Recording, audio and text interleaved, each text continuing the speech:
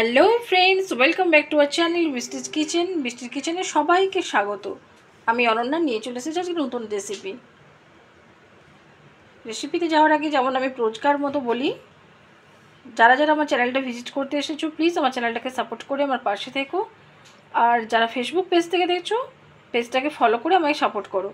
আর আমার সমস্ত ভিউয়ার্সদের জন্য জানাই আন্তরিক ধন্যবাদ, অসংখ্য ভালোবাসা আমাকে এতটা সাপোর্ট করার জন্য। আমার প্রত্যেকটা ভিডিও তোমাদের কেমন লাগে অবশ্যই কমেন্ট করো। আর যদি তোমাদের ভালো লেগে থাকে তাহলে তোমাদের বন্ধুবান্ধব, আত্মীয় স্বজন সবার মধ্যে একটা শেয়ার করে দিও। তোমাদের একটা শেয়ার, একটা লাইক, একটা কমেন্ট আমাকে অনেকটা পথ এগিয়ে নিয়ে যাবে। তো চলো আজকে বেশি বকবক না করে আমরা রেসিপির মূল উপকরণে ফিরে যাই। দেখতে থাকো বৃষ্টি কিচেন। বৃষ্টি কিচেনে আজকের উপকরণ অনিয়ন মটন। চলো, অনিয়ন মাটন বানানোর জন্য আমরা কি কি নিচ্ছি সেটা তোমাদের সামনে নিয়ে আসছি। তোমরা দেখতে থাকো। খুবই ঘরোয়া সামান্য উপকরণ দিয়েই এই রান্নাটা তৈরি। তো তোমরা দেখতে থাকো আমি অনিয়ন মাটনের জন্য কি কি নিয়েছি। এখানে 500 গ্রাম মাটন নিয়েছি। মাটনটা খুব সুন্দর, দেখতেই পাচ্ছ চর্বি আছে, চর্বি বেশ খুব সুন্দর। মাটনটা আমি নিয়ে ফ্রেশ করে ধুয়ে পরিষ্কার করে নিয়েছি। মাটনটা আমি ফ্রিজে রেখেছিলাম, ফ্রিজ থেকে বের করে তারপর আমি নিয়ে এসেছি। মাটনটা রান্না করার জন্য আমি দু রকমের পেঁয়াজ নিয়েছি। এখানে দুটো মাঝারি সাইজের পেঁয়াজ কুচি কুচি করে নিয়েছি, একটা মাঝারি সাইজের টমেটো নিয়েছি, কিছু কাঁচা লঙ্কা চেরা নিয়েছি, আর তিনটে গোটা পেঁয়াজ নিয়েছি, তিনটে গোটা পেঁয়াজ।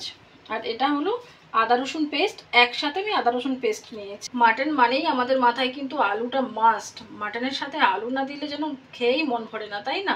তার জন্য আমি তিনটে মাঝারি সাইজের আলু দুভাগ করে নিয়েছি, সেটাকে পরিষ্কার করে ভালো করে ধুয়ে নিয়েছি। 1 কাপের মতো টক দই নিয়েছি। টক দইটাকে আমি একটু ভালো করে ফেটিয়ে নেব।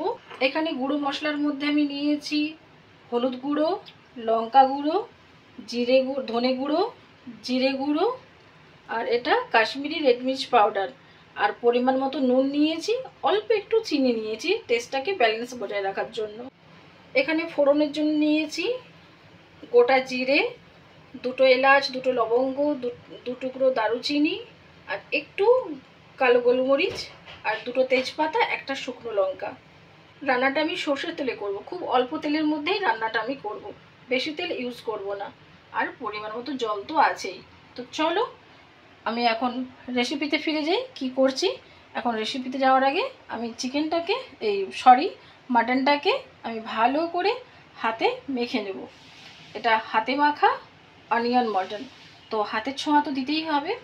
তো হাতে ভালোবাসা দিয়ে মাটনটাকে আগে ম্যারিনেট করে নেব। এখন এই মাটনটাকে ভালো করে ম্যারিনেট করে নেব। এখানে আমি পেঁয়াজ কুচিগুলো দিয়ে দেব, টমেটো কুচিগুলো দিয়ে দেব, কাঁচা লঙ্কা এখন দেব না, পেঁয়াজ কুচি, টমেটো কুচি, আদা রসুনের পেস্ট দিয়ে দেব। প্রত্যেকটা যে গুঁড়ো মশলা নিয়েছিলাম, হলুদ গুঁড়ো, লঙ্কা গুঁড়ো, ধনে গুঁড়ো, জিরে গুঁড়ো, নুন, চিনি আর কাশ্মীরি রেড মির্চ পাউডার, প্রত্যেকটা গুঁড়ো মশলা আমি দিয়ে দেব,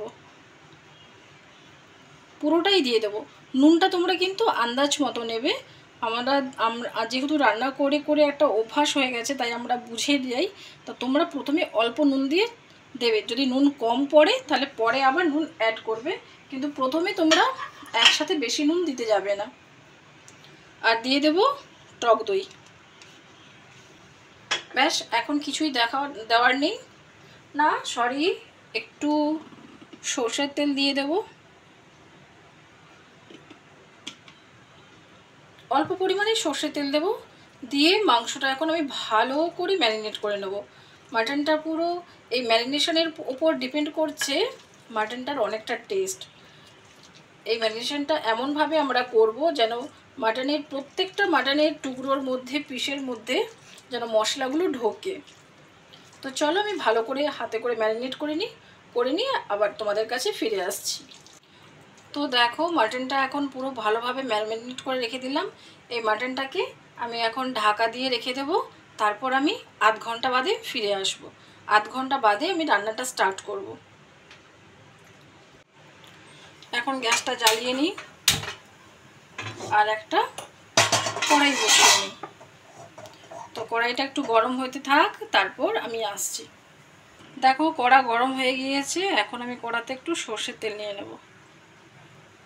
আমি প্রথমেই বলেছি বেশি তেল ইউজ করব না, খুব কম তেলে রান্নাটা করব।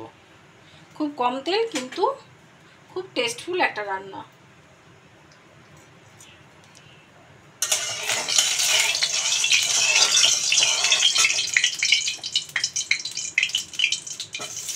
এই তেলের মধ্যে এখন আলুগুলো দিয়ে দেবো।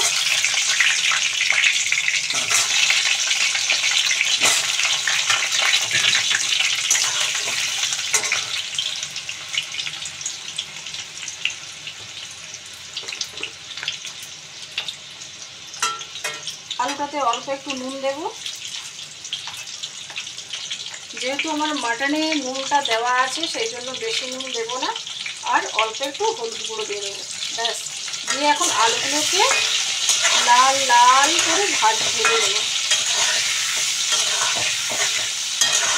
তো আলুগুলো একটু ভাজা হয়ে যাক, তারপর আমি আবার ফিরে আসছি।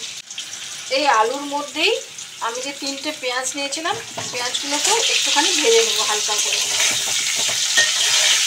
তোমরা মাটনের সাথে গোটা রসুন দিয়ে খেয়েছো, কিন্তু কখনো কি পেঁয়াজ দিয়ে খেয়েছো?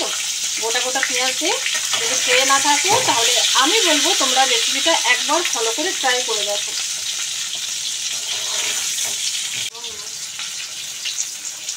তো দেখো আলুগুলো মোটামুটি ভাজা হয়ে গিয়েছে, পেঁয়াজগুলো হালকা ভাজা হয়ে গিয়েছে। এখন আমি আলু পেঁয়াজ সবগুলো তুলে নেব। তুলে নিয়ে আমি আর তেল দেবো না, এই তেলটার মধ্যেই মাটনটা করব। মাটনটা পুরো আমি এই কড়াতে করব না, আমি প্রেসারে দেব। খুব চটপট চটজলদি এটার একটা রান্না, প্রেসারে করব। জাস্ট আমি এখানে একটুখানি কষিয়ে নেব। তো 4 মিনিট বাদে ফিরে এলাম। এটা যদি আমরা আরও বেশিক্ষণ টাইমে রাখতাম তাহলে আরও বেশি ভালো হতো, কিন্তু আমার এই রান্নাটা খুবই ইনস্ট্যান্ট। এখন অনেক রাত্রিও হয়ে গেছে, যার জন্য আমি বেশিক্ষণ টাইম রাখতে পারলাম না। খুব আধ ঘন্টার মতোই রাখলাম, তো আধ ঘন্টা পরে ফিরে আসছি। তো চলো দেখো এখন মাটনটা আমি রান্নার প্রসেসিংয়ে চলি। তো দেখো তেল তো অলরেডি গরম আছে, আমি এখন এই ফোড়নগুলো দিয়ে দিলাম। ফোড়নটা মোটামুটি জিরেগুলো একটু ভাজা ভাজা হয়েই গিয়েছে, দেখতে পাচ্ছ কালারটা পুরো বদলে গিয়েছে জিরের। তো এই সময় আমি মাটনটা আস্তে আস্তে দিয়ে দেব।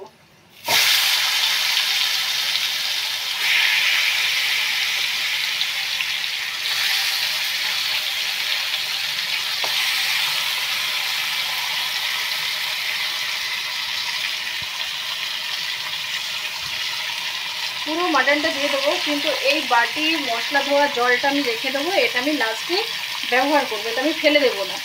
এই বাটির মশলা ধোয়া জলটা আমি রেখে দেবো। এখন কিছুই তেমন করার নেই, এই তেলের সাথে মশলাটা এখন একটু মাটনটা আমরা একটু ভালো করে কষিয়ে নেব। বেশ কিছুক্ষণ একটু কষিয়ে নেব, মাটন থেকে একটু জল ছেড়ে যাবে, যেহেতু নুন টুন সবই দেওয়া আছে, দই দেওয়া আছে। তো আমরা এখন এটাকে ঢাকা দিয়ে দেব। ঢাকা দিয়ে আবার 5 মিনিট বাদে ফিরে আসবো। তো চলো 5 মিনিট বাদে ফিরে এসেছি, দেখে নিই কী অবস্থা। দেখো মাটনটা থেকে কতটা জল বেরিয়েছে, একটা দারুণ গন্ধ আসছে।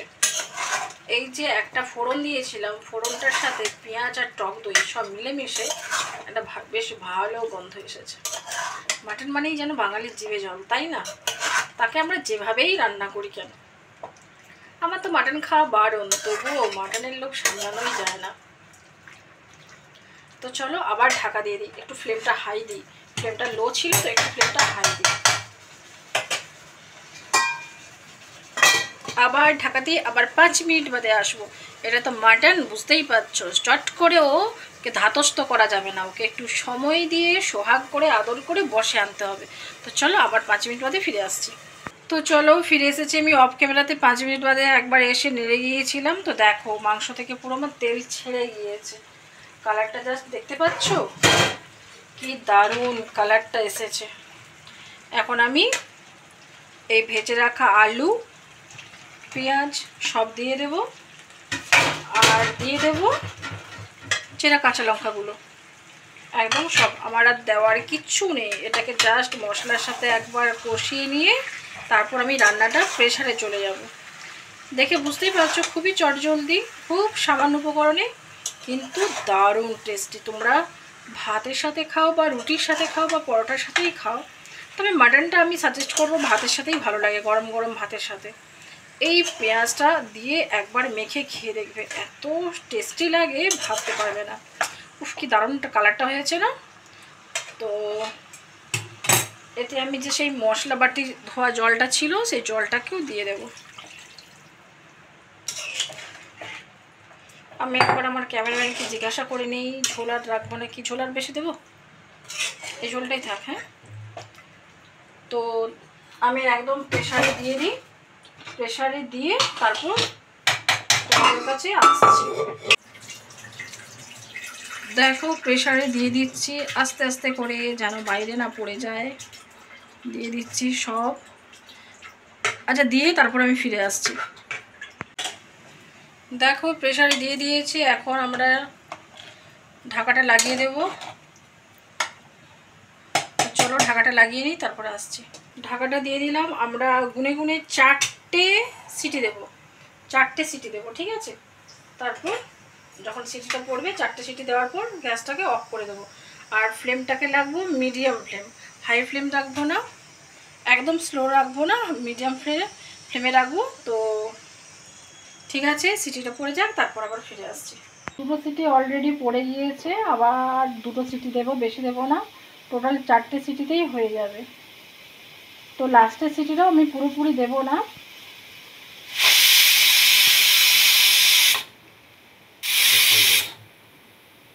চারটে হয়ে গেছে, আমি এখন গ্যাসটা অফ করে দিলাম। তো চলো স্টিমটা বেরিয়ে যাওয়ার পর তারপর একদম সার্ভ আসছি। স্টিমটা বেরিয়ে যাওয়ার পর কী অবস্থায় আছে তোমাদেরকে দেখাবো, ঠিক আছে। তো দেখো চলে এসেছি, প্রেশারটা এখন খুলে দেখি কি অবস্থায় আছে আমার অনিয়ন মাটন, দেখা যাক। উফ ওয়াও, জাস্ট কালারটা দেখো ফ্রেন্ডস, কালারটা দেখো, কালারটা দেখে বুঝতে পারছো আর খাওয়ার কিছু বাকি আছে না, আর কিছু তোমাদের বলার কিছু আছে। তো ঠিক আছে, আমি এই বলটাতে সার্ভ করে তোমাদের কাছে আসছি, ঠিক আছে। দেখো জাস্ট কালারটা দেখো, আমি একদম সার্ভ করে নিয়ে চলে এসেছি। এত দারুণ পাতলা পাতলা ঝোল, কতটুকু সময়ের মধ্যেই বানানো হলো বলো, দারুণ হয়েছে। আর গন্ধে তো পুরো ঘরটা মোমো করছে, দারুণ। এরকম চটজলদি রেসিপি পেতে আমার চ্যানেলটাকে অবশ্যই তোমরা সাবস্ক্রাইব করে নাও আর পাশে থাকা বেল আইকনটা অল করে দাও। তো চলো আজকে আর বেশি কিছু বলছি না, আবার যেমন বলে থাকি কোনো রিকোয়েস্ট ভিডিও থাকলে অবশ্যই আমাকে কমেন্ট করে জানিও, আমি ট্রাই করব তোমাদের সামনে রিকোয়েস্ট ভিডিওটা নিয়ে আসার জন্য। তো আজকের মতো আসি, টাটা।